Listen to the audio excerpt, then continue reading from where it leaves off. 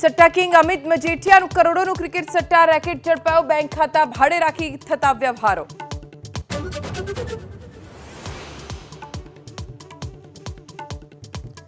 આજે ગાંધીનગરમાં ભાજપની વેલકમ પાર્ટી, પાટીલની ઉપસ્થિતિમાં જિલ્લા પંચાયતના પૂર્વ પ્રમુખો, વિવિધ પક્ષના પૂર્વ હોદ્દેદારો કરશે કેસરિયા।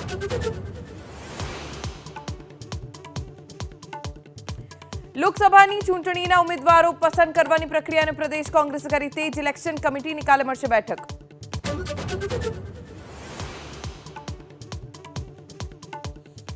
27 જાન્યુઆરીથી રાજ્યના કેટલાક વિસ્તારમાં માવઠાની અંબાલાલ પટેલની આગાહી, કચ્છ, સૌરાષ્ટ્ર અને ઉત્તર ગુજરાતમાં પડી શકે છે માવઠું।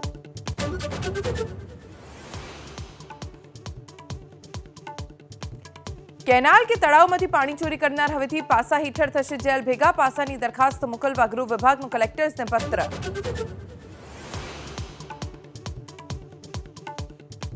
રાશન વિતરણ કૌભાંડને લઈ પશ્ચિમ બંગાળમાં ફરી ઈડી એક્શનમાં, ફરાર ટીએમસી નેતા શેખ શાહજહાંના ઘરે ઈડીનું સર્ચ।